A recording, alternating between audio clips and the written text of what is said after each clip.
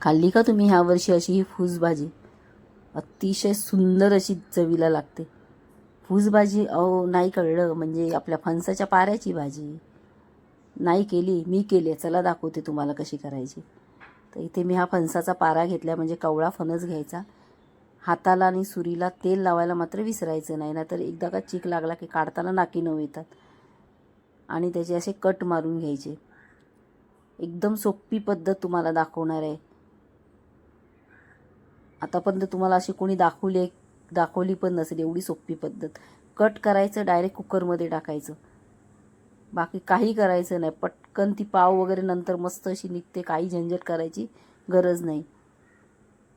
आणि मग पाणी टाकायचं, त्याच्यामध्ये थोडंसं मीठ टाकायचं, हवं असल्यास 1-2 थेंब तेल टाकायचे आणि कुकरला शिट्ट्या करून घ्यायच्या. शिट्ट्या म्हणजे बारीक गॅसवर एकच शिट्टी करायची आणि मोठा गॅस असेल ठेवला तर 2 शिट्ट्या करायच्या. त्याच्यामध्ये मस्त असं शिजून येतं ते. आता पातेल्यामध्ये तेल टाकायचं, जरासं तेल जास्तच नेहमीपेक्षा टाकायचं.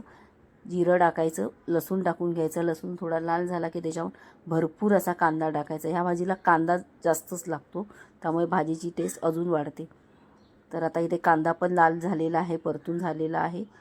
त्याच्यावर आता हळद टाकून घ्यायची आणि जी आता आपण उकडून घेतलेत ते कट केलेले भाग, त्यातला वरचा जो व्हाईट भाग त्याला तो काढून घ्यायचा, खालचं साल काढून घ्यायचं आणि त्याला स्मॅश करून घ्यायचं पूर्ण भाजी. आता याच्यामध्ये मी मालवणी मसाला टाकून घेतला आहे. थोडंसं वाटण टाकून घेतलं, 1च चमचा वाटण टाकायचं, जास्त वाटण टाकायचं नाही. हे बघा अशा प्रकारे करून घ्यायचं. तुम्हाला हे पण बघायचं असेल तर तुमच्या खाली जो ॲरो दिसतो ना त्याला टच करा, म्हणजे तुम्हाला मी कशा प्रकारे केले ते तुमच्या लक्षात येईल. चवीनुसार मीठ टाकायचं आणि भाजीमध्ये अजिबात पाण्याचा वापर करायचा नाही. जर ताट ठेवायचं, ताटावर पाणी ठेवायचं आणि वाफेवर भाजी चांगली शिजवून घ्यायची. तुम्ही जर व्हेजिटेरियन असाल तर तुम्ही फक्त एवढीच भाजी म्हणजे अशाच प्रकारे करायची. भाजी शिजली की त्याच्यावर कोथिंबीर टाकायची, भाजी रेडी.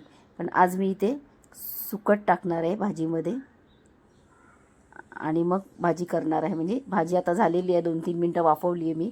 आता याच्यामध्ये मी जो सुका जवळा असतो तो धुवून घेतला आणि तो त्याच्यामध्ये टाकणार आहे, अजून भाजीची टेस्ट वाढण्यासाठी.